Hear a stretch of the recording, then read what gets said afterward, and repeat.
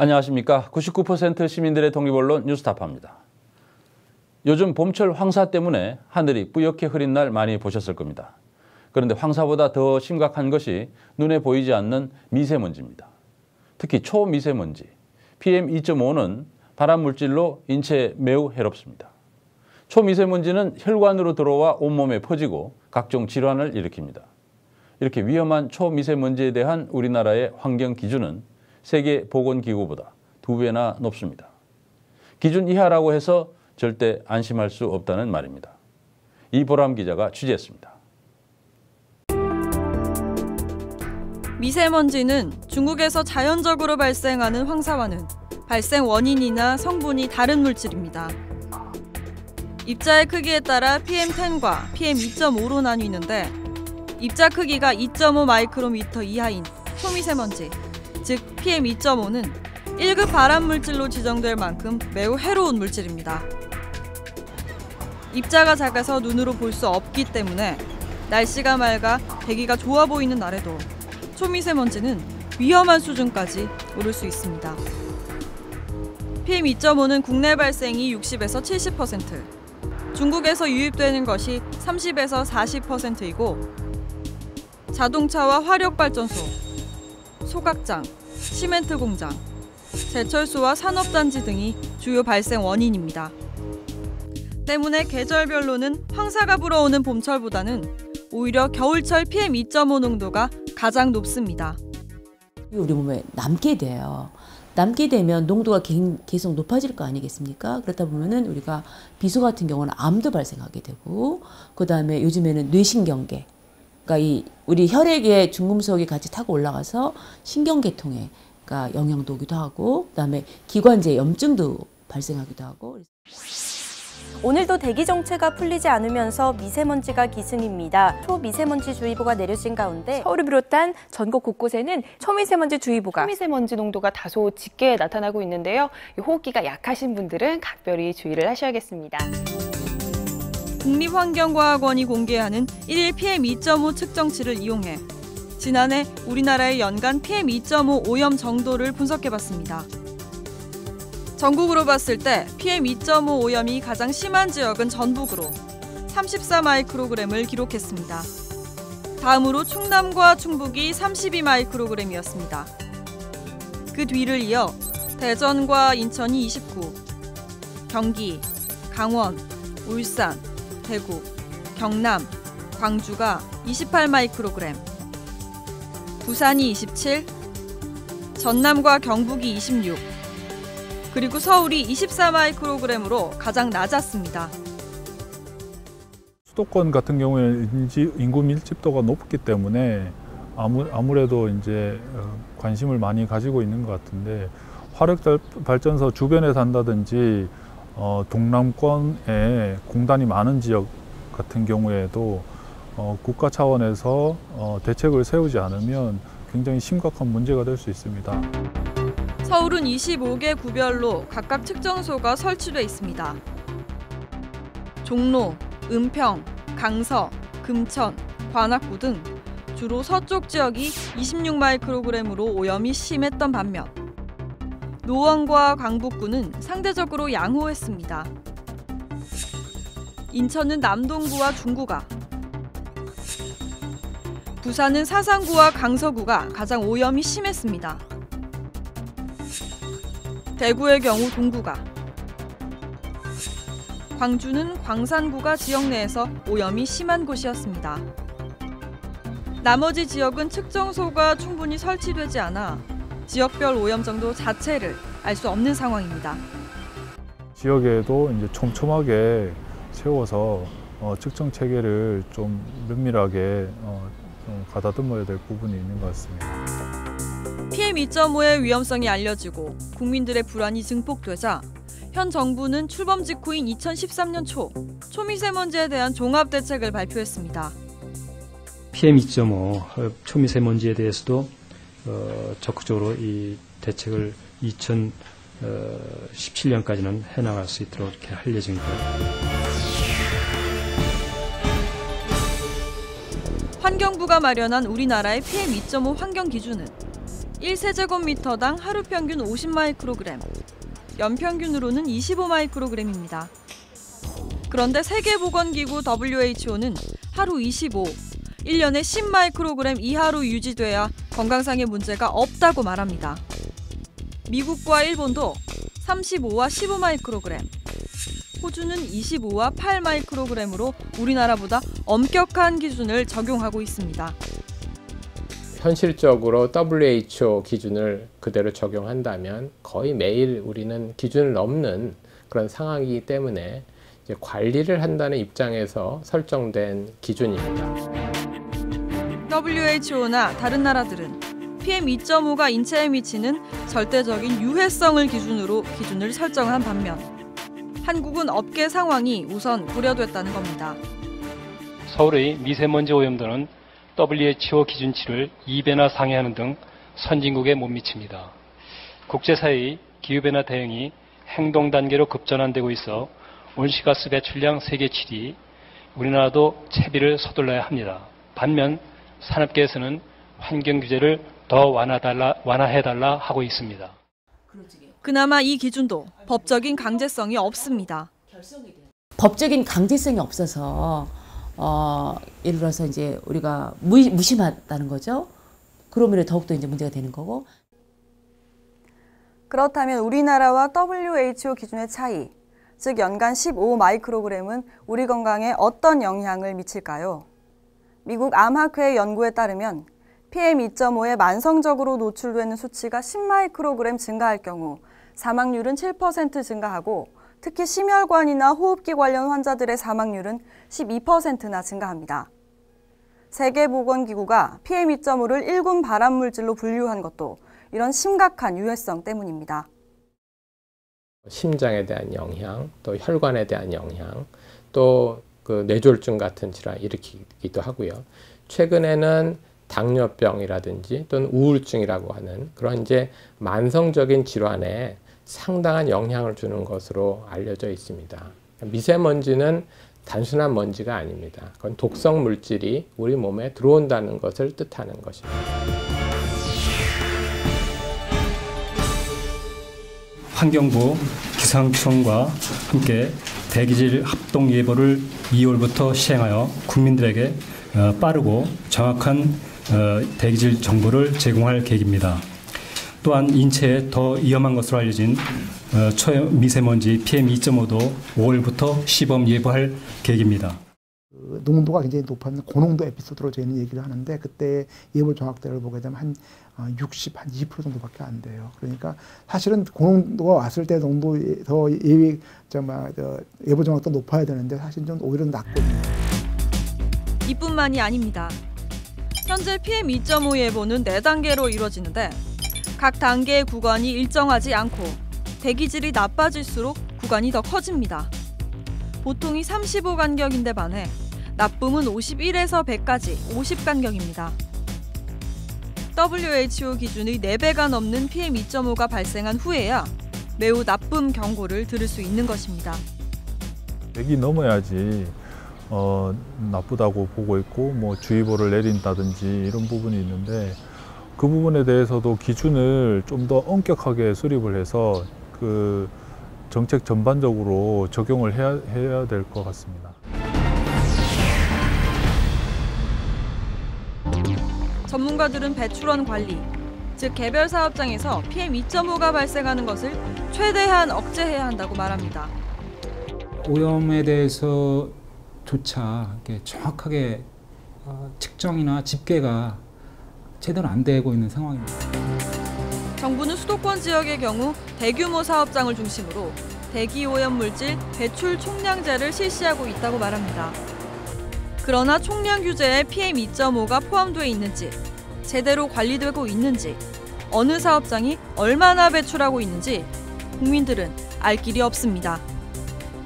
지금 그러면 배출원별 기준은 있나요? 아직은 없습니다. 배출원별 PM2.5에 대한 기준은 아직은 없습니다. 그런 것들이 국민들한테 공개가 되고 있는 자료인가요? 들으셨죠?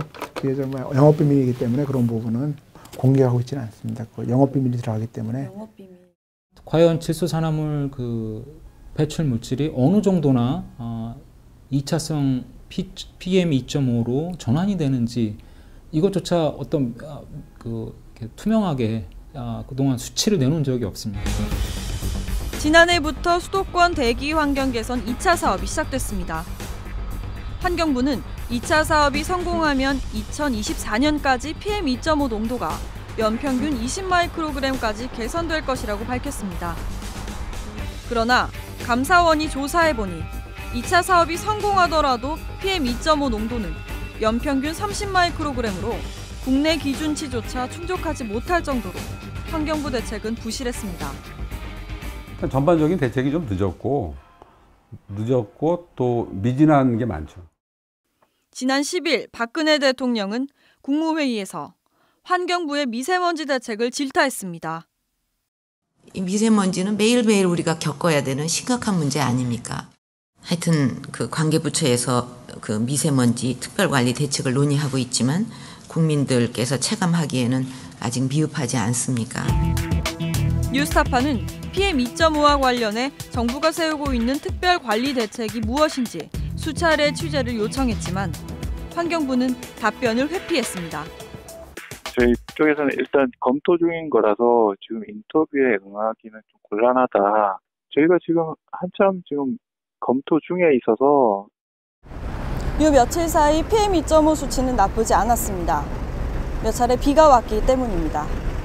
지금으로서는 PM 2.5 상황이 악화될 때마다 비가 오는 것을 기다릴 수밖에 없는 것 같습니다. 정부의 허울뿐인 대책들이 계속되면서 국민들의 건강이 위협받고 있습니다. 뉴스타파 이보람입니다. 정부가 발표한 데이터에 의하면 우리는 거의 매일 WHO 기준을 넘는 초미세먼지에 노출되고 있습니다. 문제는 그 데이터조차 정확하다고 볼 수가 없다는 것입니다. 측정소가 없는 곳이 많을 뿐 아니라 그나마 있는 곳도 성능 시험을 통과하지 못한 측정 장비를 사용해왔기 때문입니다. 김강민 기자가 보도합니다. 전라남도 장성군에 있는 시멘트 공장입니다. 1973년 소성로 가동 초기부터 분진 등으로 주민들의 민원 대상이었습니다. 시멘트 공장 주변으로 마을이 있습니다. 공장에서 철길 하나 건넌 곳에는 초등학교도 있습니다.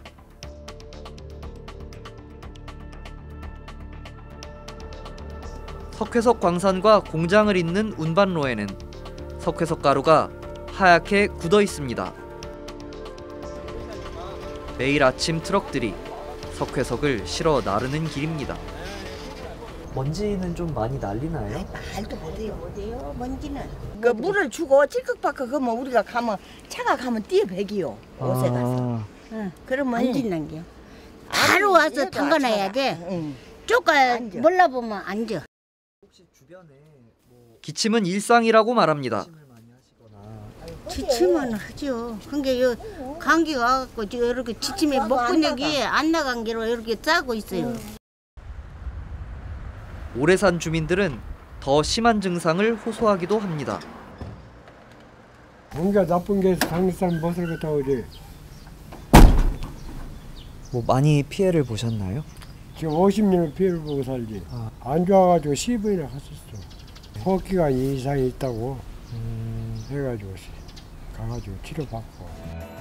지난 2013년 조선대학교 연구팀은 시멘트 공장 주변 주민들의 건강 상태를 진단했습니다. 폐기능 장애 비율이 높았고 관련 직업을 가진 적이 없는 사람들에게 진폐증이 발견되는가 하면 주민들 중 27%에서는 혈관 협착이나 동맥경화를 보이는 석회반이 발견됐습니다. 장성군 전체적으로는 호흡기계 질환 사망률이 10만 명당 33.5명으로 전국 28.5명이나 전남 30.1명보다 높았습니다. 연구팀은 시멘트 공장에서 나오는 미세먼지, 특히 PM 2.5에 장기간 노출된 것이 원인일 가능성을 제기했습니다. 시멘트 공장 근처의 PM 2.5 수치는 25.5 마이크로그램. 환경부가 정한 연평균 오염 기준과 비슷하지만 WHO 기준인 10 마이크로그램, 미국과 일본 기준인 15 마이크로그램보다는 높습니다. 선진국에 비해서도 선진국 이제 뉴욕이나 또 파리나 동경에 비해서도 지금에 있는 초미세먼지 기준치는 상당히 높아서 이 정도의 높은 수치 같은 경우에서는 어린이나 또 노약자나 생물학적인 약자들에게서 건강 피해를 유발할 수 있을 정도로 굉장히 높은 정도의 기준치를 갖고 있는 거기 때문에 미세먼지라고 좀 들어보셨나요? 뭐요? 미세먼지? 네. 모르겠어. 젊은 층에서는 미세먼지에 대한 불안이 커져가고 있습니다. 미세먼지가 작년에 이제 급하게 어린이 같은 데는 시스템 통해서 같이 공유하면서 관리하자 그렇게 돼서 저희가 좀 더 관심을 갖게 된 거라. 현재로서는 환경부나 전라남도가 제공하는 정보에 기댈 수밖에 없습니다. 앱 깔아서 매일 받고 있어요. 전남 쪽 이렇게 해가지고 보죠. 그러나 포털 사이트에서 장성 미세먼지로 검색하면 광주 건국동 측정소가 나옵니다. 장성에서 14km 거리에 있습니다. 또 다른 포털 사이트에서는 목포시 부흥동 측정소가 나옵니다. 이곳은 장성에서 가장 가까운 전라남도 측정소 중 하나인 목포시 부흥동 대기 측정소입니다. 장성에서 자동차로 약 1시간, 직선 거리로 60km 떨어져 있습니다. 광주 전남 지역의 PM2.5 측정소 분포입니다. 광주에는 7개가 집중돼 있고 전남은 동서에 몰려 있어 장성을 포함한 중부 지역에는 측정소가 단 한 곳도 없습니다. 중부권에 있는 그런 지역에 대해서는 저희들이 어떤 시 공간적 분포가 좀 맞아야 되지 않겠습니까? 전체 지도로 봤을 때. 그래서 그것도 마찬가지로 환경부에다가 내년도에 4개 정도 시에 설치할 수 있도록 지금 현재 예산 요구를 해놓은 상황입니다. 측정소가 없는 지역은 결국 초미세먼지 예보나 주의보를 다른 지역 기준으로 받게 되는 것입니다. PM2.5가 설치가 안 됐는데도 불구하고 발령을 하니까 약간 실효성적인 문제에 있어서는 분명히 약간 문제는 있을 수 있다는 생각은 듭니다. 우리나라 전체 PM2.5 측정소는 2016년 5월 현재 162곳입니다. 이 중 57곳이 서울, 경기, 인천 등 수도권에 몰려 있습니다. 나머지도 부산, 대전, 광주 등 대도시에 48곳의 측정소가 집중돼 있습니다. 이렇다 보니 충청남도는 PM2.5 측정소가 3곳으로 가장 적었고 그 다음으로 경상북도는 5곳, 강원도는 6곳밖에 없습니다. 직접적으로 이게 2.5 측정은 아직 안 되고 있으니까 상당히 부족한 상태고 수도권에 워낙 대기질이 안 좋다 보니까 수도권에 많이 집중돼 있지만은 충북만 해도 이쪽 음성이라든지 이런 새로 산업체가 많이 들어서는 지역 대기 측정소가 없거든요. 그런 측면도 고려를 해야 되지 않을까. 약 120만 명이 살고 있는 경기도 수원시입니다. 수원에는 현재 5개의 PM2.5 측정소가 있습니다.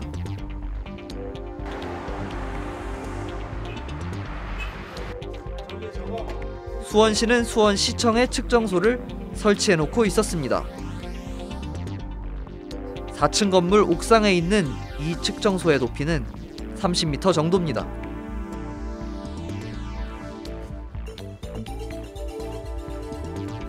가까운 또 다른 측정소입니다. 시청에서 직선 거리로 3km 떨어져 있었습니다. 주민센터 건물 3층 옥상 위에 있는데 이곳 측정소 높이도 10m가 훨씬 넘습니다. 환경부 지침에 따르면 측정소는 사람이 생활하고 호흡하는 높이인 지상 1.5m에서 10m 사이에 설치돼야 합니다. 또 중복 측정을 피하기 위해 측정소 간 거리는 최소 4km 이상을 둬야 합니다. 섭외를 하려면은 관공서 옥상에 있는데 현재 관공서 옥상들이 보통 뭐 2층, 3층 이상은 건물이 됩니다. 낮아도 2층 건물은 없습니다. 3층이면 그게 10m입니다. 3층이면. 그럼 그 옥상에 올라가면 무조건 15, 20m가 됩니다. 측정도가. 전국 지자체 중 PM2.5를 가장 잘 측정하고 있다는 서울시도 사정은 비슷합니다. 각 구별로 하나씩 설치되어 있는 25개 도시대기 측정소 대부분이 건물 옥상에 설치되어 있습니다. 우리 키 1m 50 정도 되는 데서 우리가 호흡하고 우리가 부딪히는 쪽이 중요하다. 저는 그렇게 생각을 해요. 불가피한 경우 10m를 넘는 곳에 설치될 수 있습니다. 문제는 대부분의 측정소가 10m를 넘기는 곳에 설치돼 기준이 사실상 무의미해진 것입니다. 서울시는 오히려 기준이 잘못됐다고 말합니다. 일반 대기 측정소, 도심 대기 측정소는 적어도 어느 정도 이상의 높이가 돼서 그 지역을 대표할 수 있고 기류의 영향을 덜 받고 또 그다음에 주변 건물의 영향을 덜 받는 그런 지역을 선정하기 때문에 대체적으로 이런 건물 옥상에 위치하는 게 맞다고 판단이 됩니다. 측정 장비 자체의 신뢰도에도 의문이 제기되고 있습니다. 수도권에 설치된 PM2.5 자동 측정기 65대 중 49대가 등가성 평가 시험에 불합격했습니다. 평가 대상 장비 4대 중 3대가 정확도 기준에 못 미친 것입니다. 이런 장비들이 2015년 11월 감사원 감사가 있기 전까지 PM2.5의 측정과 예보에 활용됐습니다. 미국 예일대와 컬럼비아대 연구진이 발표한 환경 성과 지수를 보면 우리나라의 PM2.5 오염도는 180개 국가 중 174위, 거의 최하 수준으로 나타났습니다. 시민들의 불안은 나날이 높아지고 있지만 정부는 가장 기본이 되어야 할 측정에서조차 허점을 노출하고 있습니다. 뉴스타파 김강민입니다. 초미세먼지를 만드는 주범은 화력발전소 그리고 자동차입니다. 환경부는 화력발전소를 줄이고 자동차 운행 거리도 줄이겠다는 계획을 내놨지만 이행해야 할 부처들은 묵살하고 있습니다. 산업자원부는 오히려 석탄 화력발전소를 늘리겠다고 하고 국토교통부도 자동차 운행 거리를 줄이는 것은 어렵다면서 미온적인 태도입니다. 신동인 PD가 보도합니다.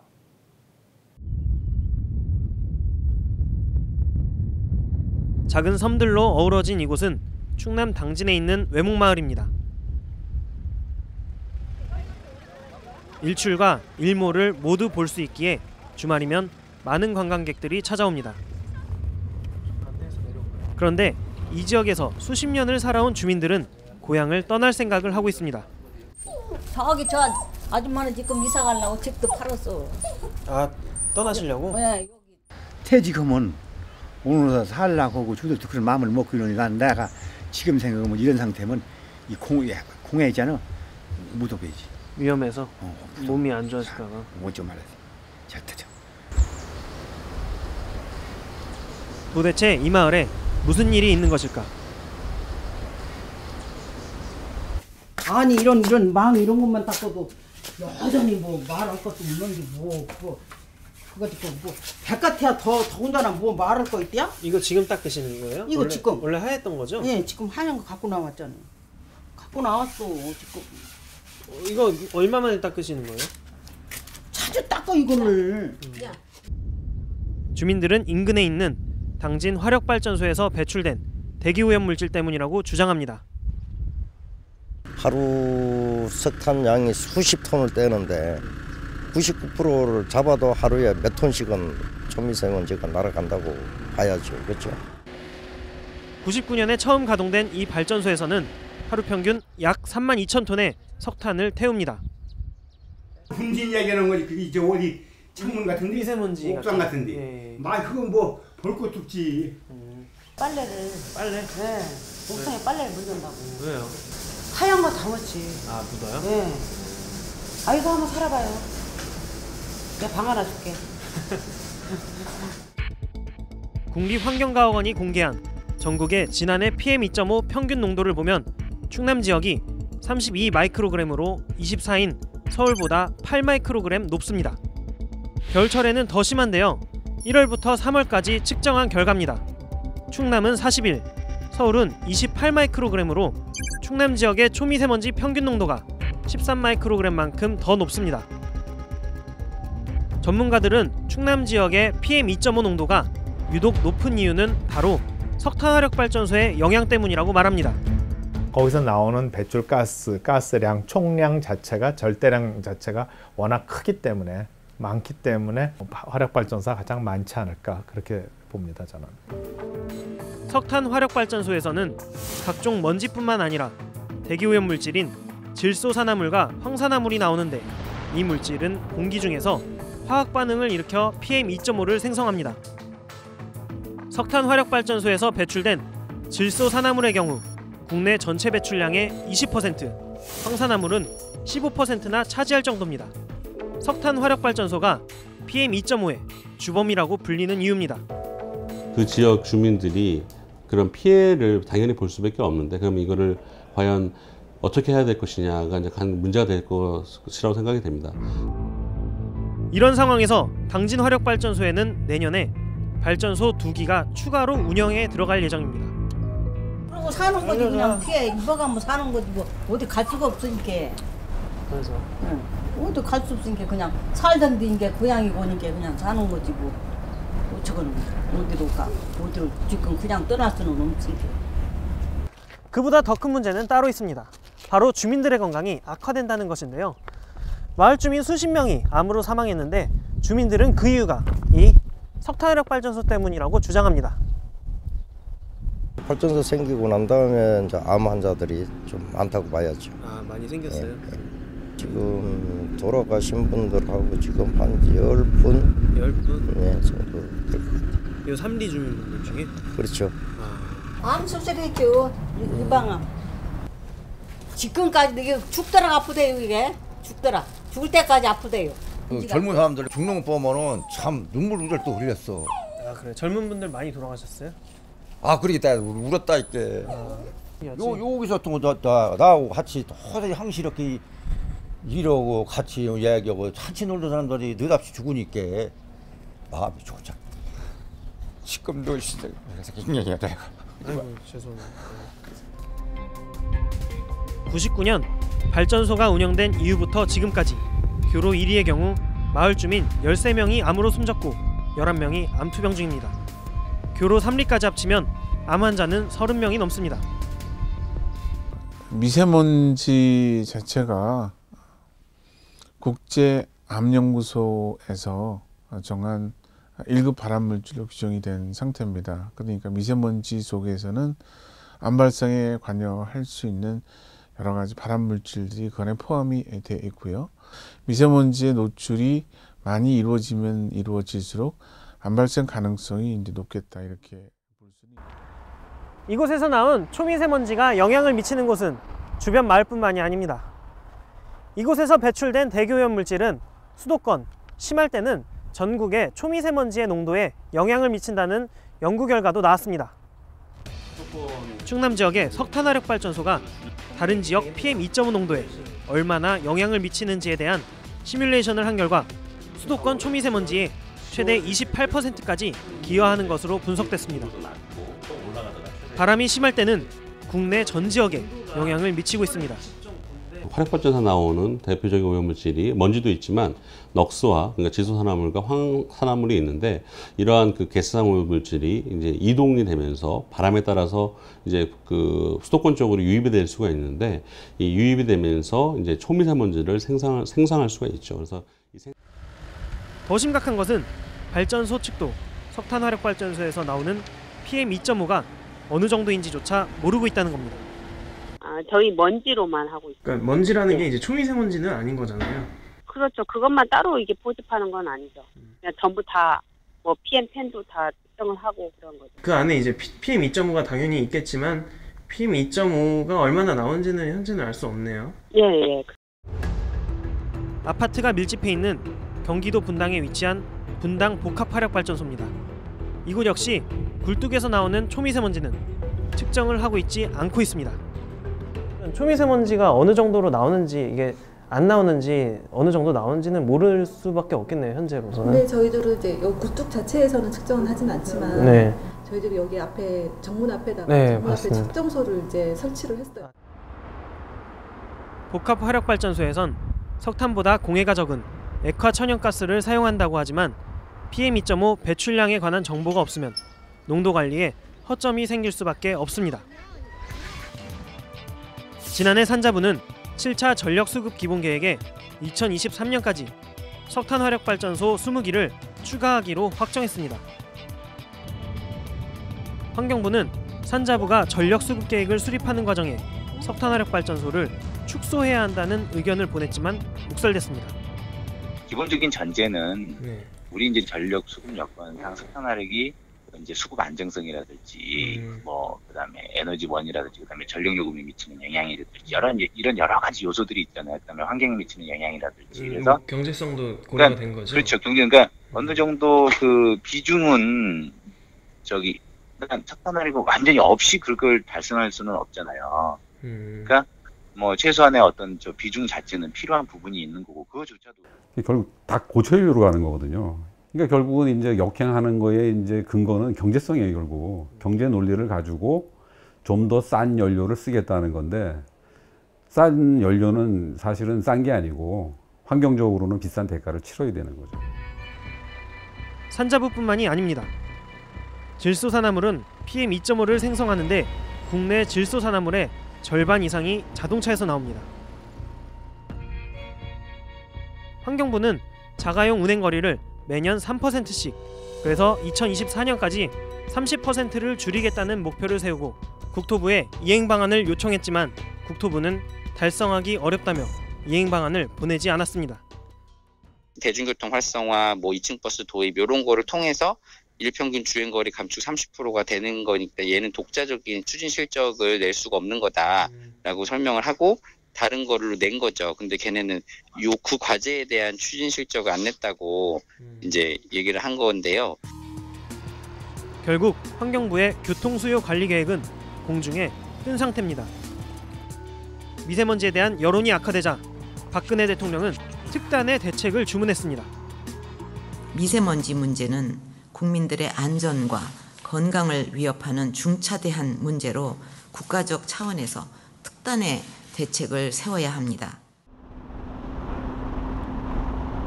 초미세먼지, PM2.5에 대한 특단의 대책들은 나온 지 오래입니다.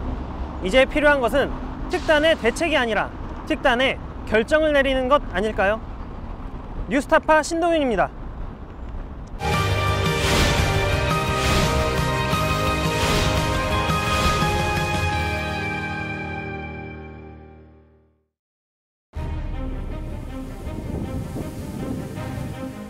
Hôm ấy là ngày 23 tháng Giêng năm 1966 thì cấp tập là súng lớn súng nhỏ dồn dập bắn vào cái đám người mà lính Hàn Quốc, lính Nam Triều Tiên là tập trung. Nửa thân người phía dưới của mẹ tôi tan nát đau hết, đầu em gái tôi bị nổ tung, óc lên ra ngoài.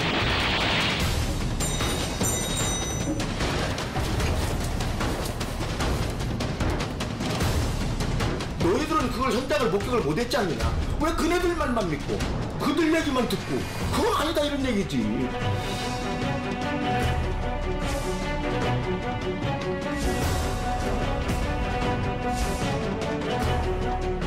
나라 양민 학살하는 데는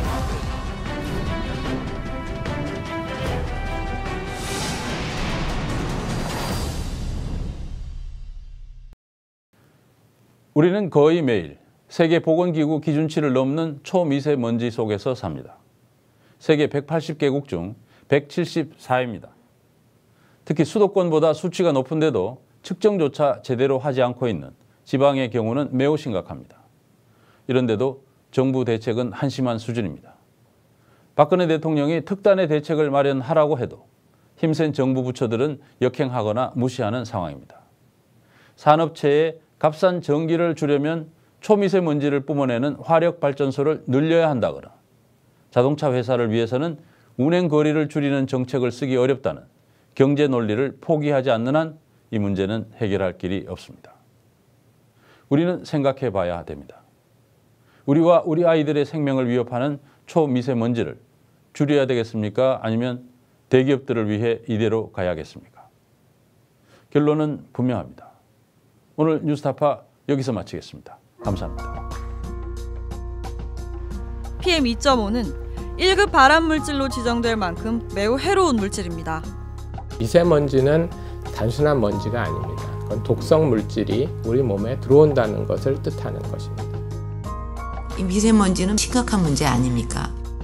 국민들께서 체감하기에는 아직 미흡하지 않습니까?